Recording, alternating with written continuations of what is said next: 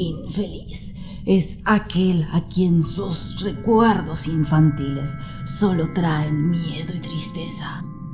Desgraciado aquel que vuelve la mirada hacia horas solitarias en vastos y lúgubres recintos de cortinados marrones y alucinantes hileras de antiguos volúmenes, o hacia pavorosas vigilias a la sombra de árboles descomunales y grotescos, cargados de enredaderas que agitan silenciosamente en las alturas sus ramas retorcidas.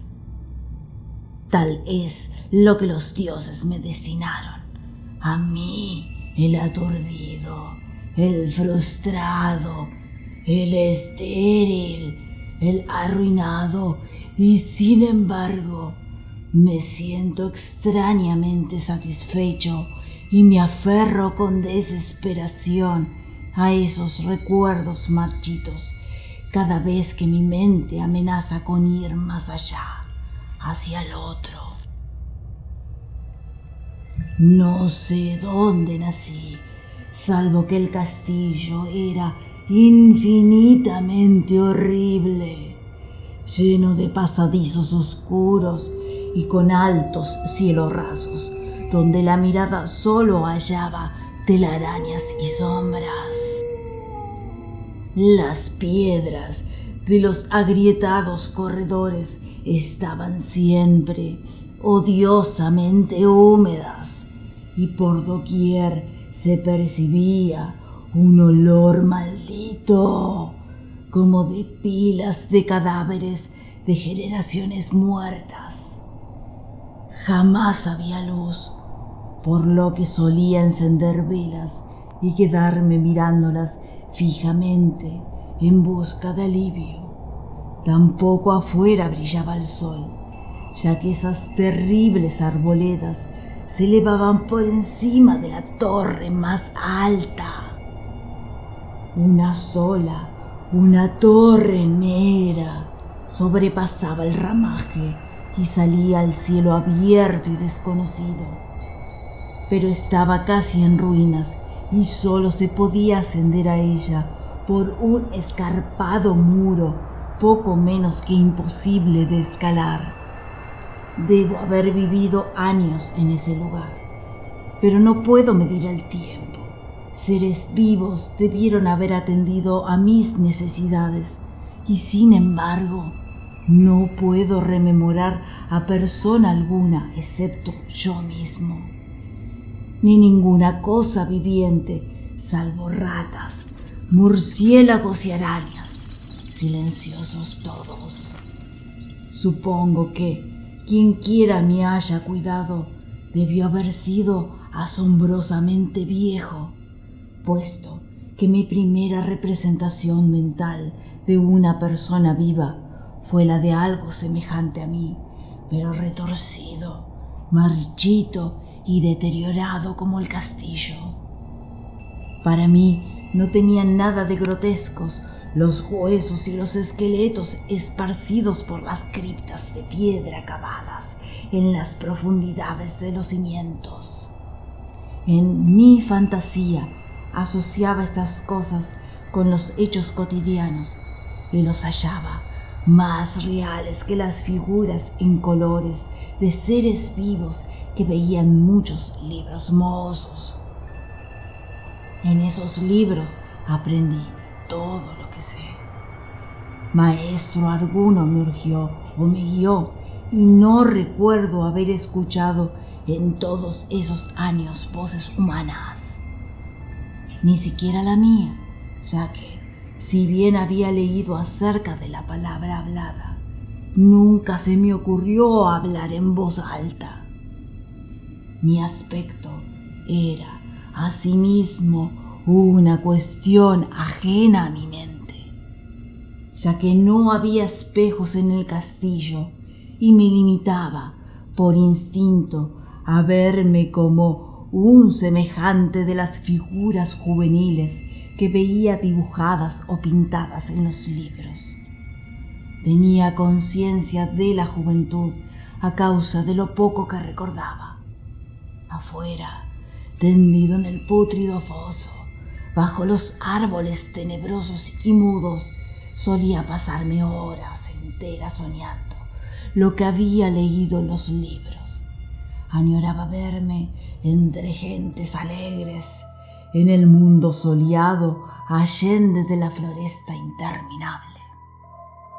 Una vez traté de escapar del bosque, pero a medida que me alejaba del castillo, las sombras se hacían más densas y el aire más impregnado de crecientes temores, de modo que eché a correr frenéticamente por el camino andado, no fuera a extraviarme en un laberinto de lúgubre silencio. Y así, a través de crepúsculos sin fin, soñaba y esperaba, aun cuando no supiera qué. Hasta que en mi negra soledad el deseo de luz se hizo tan frenético que ya no pude permanecer inactivo, y mis manos suplicantes se elevaron hacia esa única torre en ruinas que por encima de la arboleda se hundía en el cielo exterior e ignoto.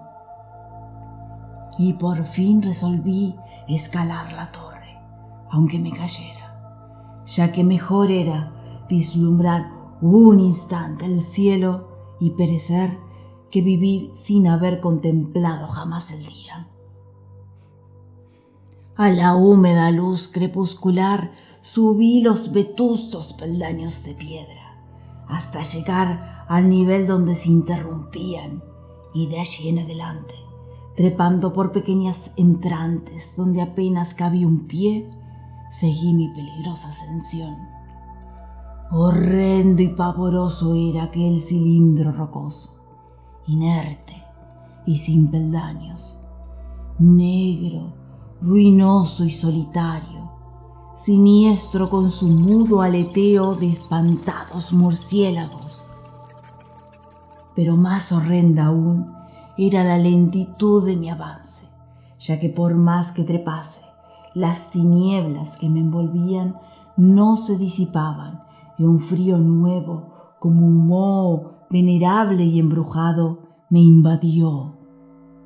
Tiritando de frío, me preguntaba por qué no llegaba la claridad, y, de haberme atrevido, habría mirado hacia abajo. Antojóseme que la noche había caído de pronto sobre mí, y en vano tanteé con la mano libre en busca del antepecho de alguna ventana, por la cual espiar hacia afuera y arriba y calcular a qué altura me encontraba. De pronto, al cabo de una interminable y espantosa ascensión a ciegas por aquel precipicio cóncavo y desesperado, sentí que la cabeza tocaba algo sólido. Supe entonces que debía haber ganado la terraza, o, cuando menos, alguna clase de piso. Alcé la mano libre y en la oscuridad palpé un obstáculo, descubriendo que era de piedra e inamovible. Luego vino un mortal rodeo a la torre, aferrándome de cualquier soporte que su viscosa pared pudiera ofrecer, hasta que finalmente mi mano, tanteando siempre, halló un punto donde la valla cedía y reanudé la marcha hacia arriba, empujando la losa o puerta con la cabeza, ya que utilizaba ambas manos en mi cauteloso avance. Arriba no apareció luz alguna, y a medida que mis manos iban más y más alto, supe que por el momento mi ascensión había terminado, ya que la puerta daba a una abertura que conducía a una superficie plana de piedra, de mayor circunferencia que la torre inferior, sin duda el piso de alguna elevada y espaciosa cámara de observación. Me deslicé sigilosamente por el recinto, tratando que la pesada losa no volviera a su lugar, pero fracasé en mi intento. Mientras yacía exhausto sobre el piso de piedra, oí el alucinante eco de su caída, pero con todo tuve la esperanza de volver a levantarla cuando fuera necesario. Creyéndome ya a una altura prodigiosa, muy por encima de las odiadas ramas del bosque, me incorporé fatigosamente y tanteé la pared en busca de alguna ventana que me permitiese mirar por primera vez el cielo y esa luna y esas estrellas sobre las que había leído.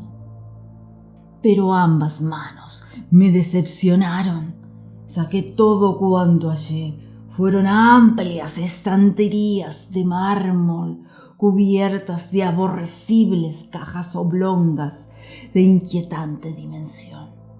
Más reflexionaba y más me preguntaba qué extraños secretos podría albergar aquel alto recinto construido a tan inmensa distancia del castillo subyacente. De pronto, mis manos tropezaron inesperadamente con el marco de una puerta.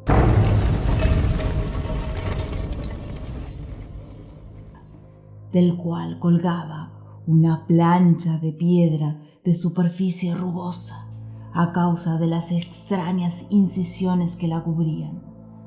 La puerta estaba cerrada, pero haciendo un supremo esfuerzo superé todos los obstáculos y la abrí hacia adentro. Hecho esto, invadióme el éxtasis más puro jamás conocido. A través de una ornamentada verja de hierro y en el extremo de una corta escalinata de piedra que ascendía desde la puerta recién descubierta, brillando plácidamente en todo su esplendor, estaba la luna llena, a la que nunca había visto antes, salvo en sueños y en vagas visiones que no me atrevía a llamar recuerdos. Seguro ahora de que había alcanzado la cima del castillo, subí rápidamente los pocos peldaños que me separaban de la verja. Pero en eso una nube tapó la luna, haciéndome tropezar, y en la oscuridad tuve que avanzar con mayor lentitud. Estaba todavía muy oscuro cuando llegué a la verja, que hallé abierta tras un cuidadoso examen, pero que no quise trasponer por temor de precipitarme desde la increíble altura que había alcanzado. Luego volvió a salir la luna. De todos los impactos imaginables, ninguno tan demoníaco como el de lo insondable y grotescamente inconcebible. Nada de lo soportado antes podía compararse al terror de lo que ahora estaba viendo, de las extraordinarias maravillas que el espectáculo implicaba. El panorama en sí era tan simple como asombroso, ya que consistía meramente en esto. En lugar de una impresionante perspectiva de copas de árboles vistas desde una altura imponente, extendíase a mi alrededor el mismo nivel de la verja, nada menos que la tierra firme, separada en compartimentos diversos por medio de lajas de mármol y columnas, y sombreada por una antigua iglesia de piedra, cuyo devastado capitel brillaba fantasmagóricamente a la luz de la luna. Medio inconsciente, abrí la verja y avancé bamboleándome por la senda de grava blanca que se extendía en dos direcciones. Por aturdida y caótica que estuviera mi mente, persistía en ella ese frenético anhelo de luz. Ni siquiera el pasmoso descubrimiento de momentos antes podía detenerme. No sabía ni me importaba si mi experiencia era locura, enajenación o magia, pero estaba resuelto a ir en pos de luminosidad y alegría a toda costa. No sabía quién o qué era yo, ni cuáles podían ser mi ámbito y mis circunstancias. Sin embargo, a medida que procedía en mi tambaleante marcha, se insinuaba en mí una especie de tímido recuerdo latente que hacía mi avance no del todo fortuito, sin rumbo fijo por campo abierto, unas veces sin perder de vista el camino, otras abandonándolo para internarme, lleno de curiosidad, en tiempos remotos de una senda olvidada.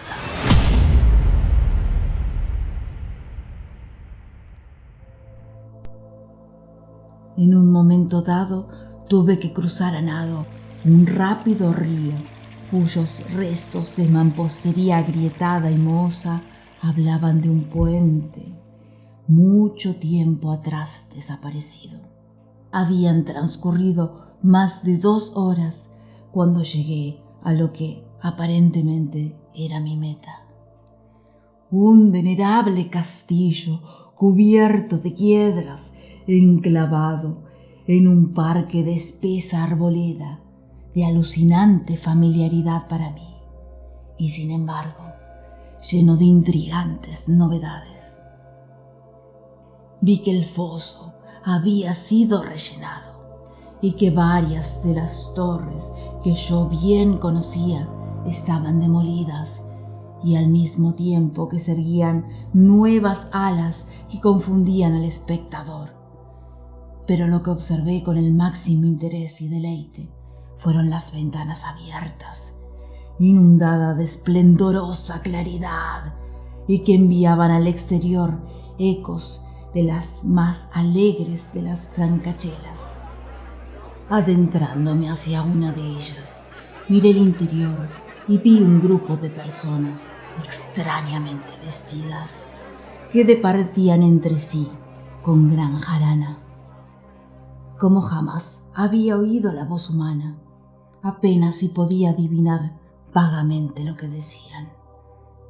Algunas caras tenían expresiones que despertaban en mí remotísimos recuerdos.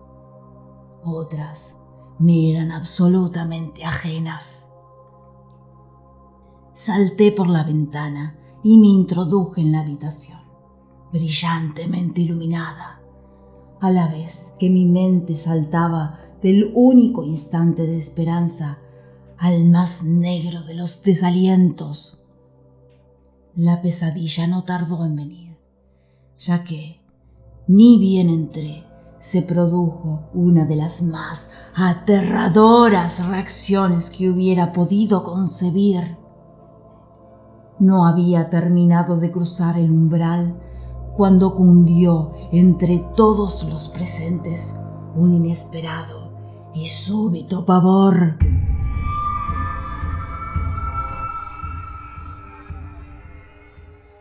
De horrible intensidad que distorsionaba los rostros y arrancaba de todas las gargantas los chillidos más espantosos. El desbande fue general, y en medio del griterío y del pánico, varios sufrieron desmayos, siendo arrastrados por los que huían enloquecidos. Muchos se taparon los ojos con las manos y corrían a ciegas, llevándose todo por delante, derribando muebles y dándose contra las paredes en su desesperado intento de ganar alguna de las numerosas puertas.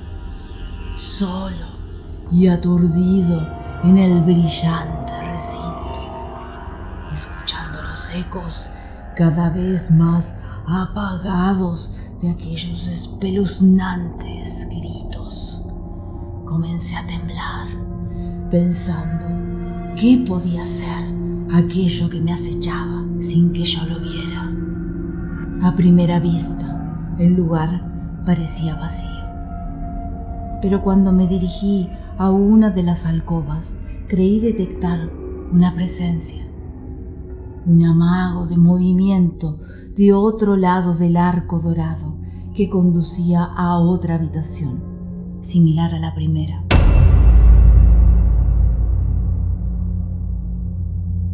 A medida que me aproximaba a la arcada, comencé a percibir la presencia con más nitidez y luego, con el primero y último sonido que jamás emití,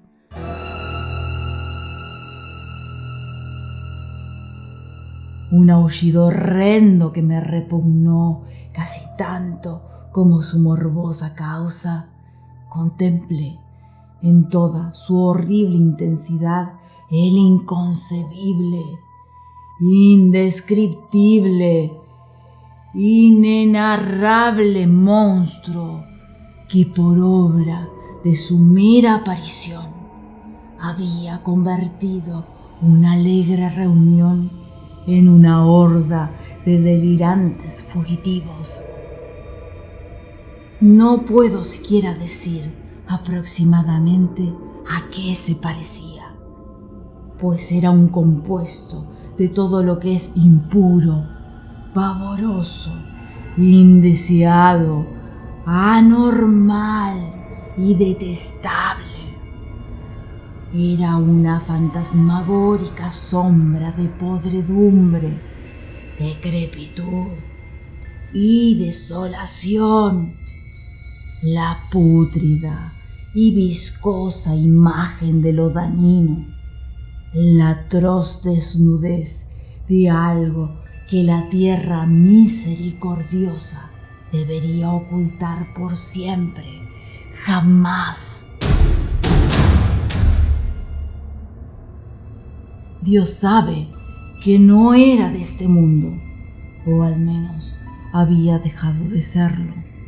Y, sin embargo, con enorme horror de mi parte, pude ver en sus rasgos carcomidos, con huesos que se entreveían, una repulsiva y lejana reminiscencia de formas humanas. Y en sus enmohecidas y destrozadas ropas, una indecible cualidad que me estremecía aún más. Estaba casi paralizado, pero no tanto como para no hacer un débil esfuerzo hacia la salvación. Un tropezón hacia atrás que no pudo romper el hechizo en que me tenía apresado el monstruo, sin voz y sin nombre. Mis ojos, embrujados por aquellos asqueantes ojos vítreos que los miraba fijamente, se negaba a cerrarse. Si bien el terrible objeto, tras el primer impacto, se veía ahora más confuso. Traté de levantar la mano y disipar la visión, pero estaba tan anonadado que el brazo no respondió por entero a mi voluntad.